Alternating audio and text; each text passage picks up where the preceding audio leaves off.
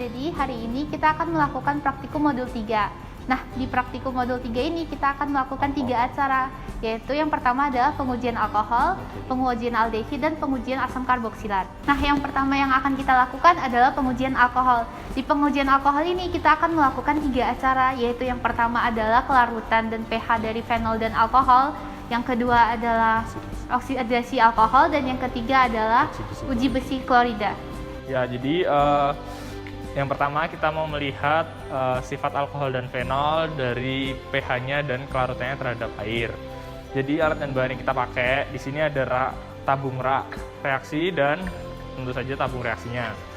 Karena larutan yang kita pakai ada 4, jadi tabung reaksi yang kita pakai ada 4. Kemudian kita ada kertas pH, kemudian ada pipet tetes. Kemudian di bahan-bahannya ada Aquades, ada hand sanitizer sebagai unknown sample. Kemudian di sini ada propanol, ada etanol, sama ada fenol. Ya, jadi yang pertama kita lakukan itu kita tuliskan dulu biar kita tahu perbedaannya untuk tiap larutan uji yang kita pakai.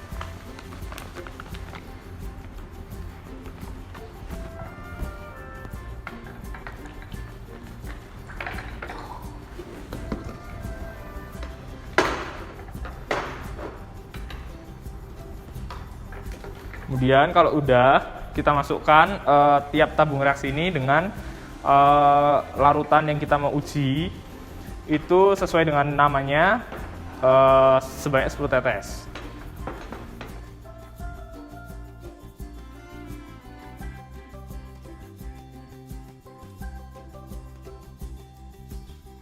Nah, untuk mengukur pH-nya kita menggunakan pH meter ya. Nah, untuk sekali pengujian kita menggunakan 1 buah kertas. Kertas ini kita celupkan ke dalam.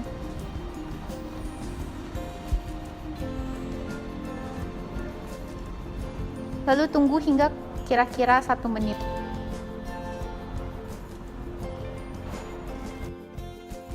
Nah, berdasarkan hasil yang telah didapat, kita bisa lihat bahwa kertas pH yang telah kita rendam di dalam sampel kita itu menunjukkan bahwa fenol itu pH-nya sekitar 4 jika dibandingkan berdasarkan indikator yang ada.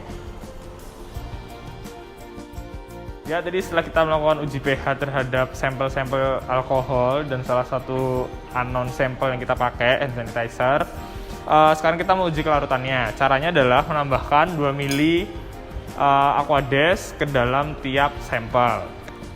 Jadi pertama kita ambil mikropipet lagi, pipet ukur, terus habis itu sama propipet, kayak biasa ya teman-teman. Udah pasang, terus habis itu Aquadesnya dibuka, kita ambil 2 ml. Masih sama caranya, sama kayak yang kemarin-kemarin kita belajar.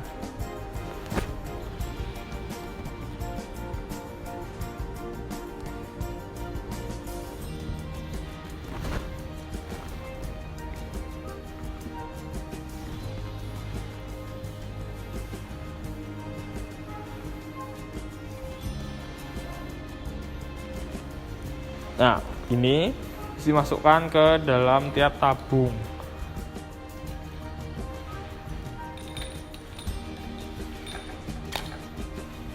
Mungkin enggak.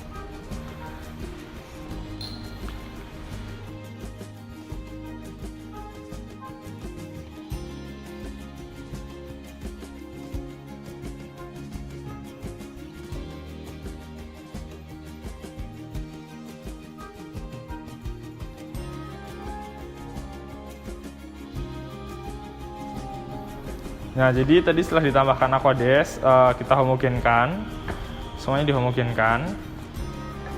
Terus habis itu dilihat kelarutannya.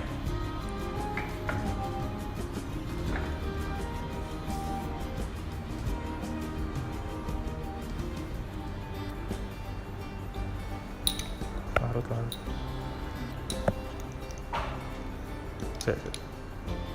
Nah, jadi berdasarkan sifat kelarutannya, alkohol itu larut ya teman-teman. Dan di sini bisa dilihat kalau semuanya itu larut. Apa ya? Pengalaman pinjam kertas. Semuanya larut. Nah, berarti setiap sampel yang kita pakai itu mengandung alkohol di dalamnya. Seperti itu. Jadi untuk uji kelarutan dan pH hanya seperti itu. Buat teman-teman tahu kalau berapa pH-nya alkohol sama bagaimana sifat kelarutan alkohol terhadap air gitu. Nah, kemudian untuk uji oksidasi alkohol ini kita meneteskan sebanyak 8 tetes sampel ke dalam masing-masing tabung reaksi.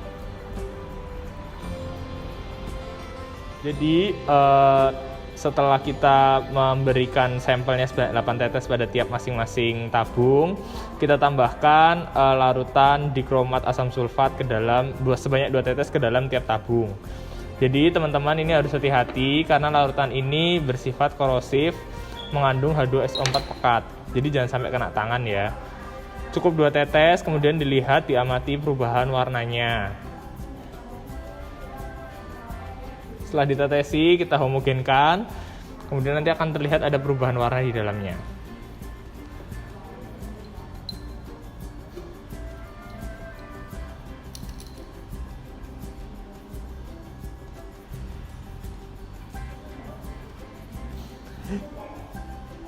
Lanjutkan.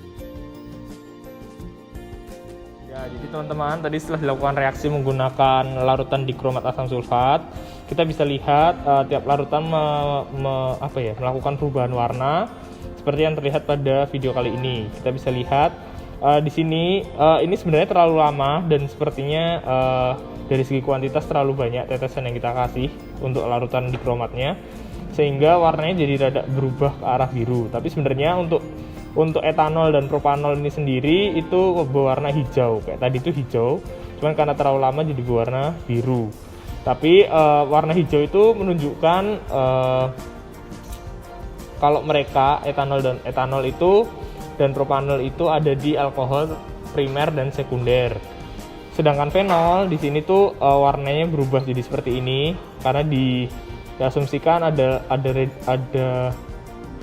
residu yang masih tercampur, jadi warnanya nggak kelihatan, tapi harusnya dia warnanya kuning. Ini juga warnanya kuning.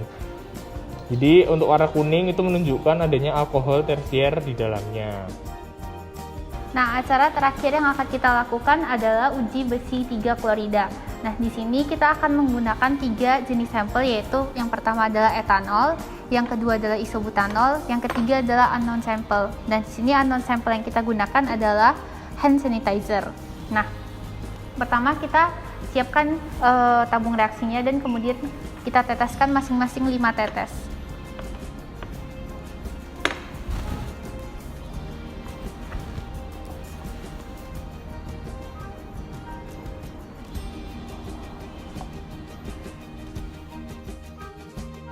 Kemudian kita tambahkan 5 tetes larutan FeCl3 ke masing-masing sampel.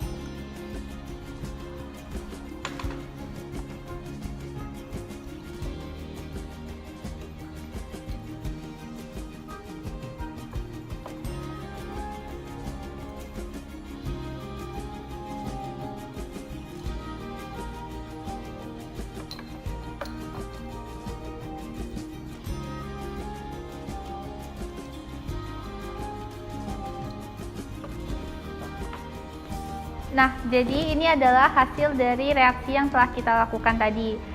Di sini bisa kita lihat hasilnya berwarna kuning. Nah, kenapa kuning? Nanti bisa ditanyakan pada asdos masing-masing sewaktu tutorial. Dan dengan ini selesai sudah modul alkohol ini, akan kita lanjutkan ke modul aldehid. Terima kasih.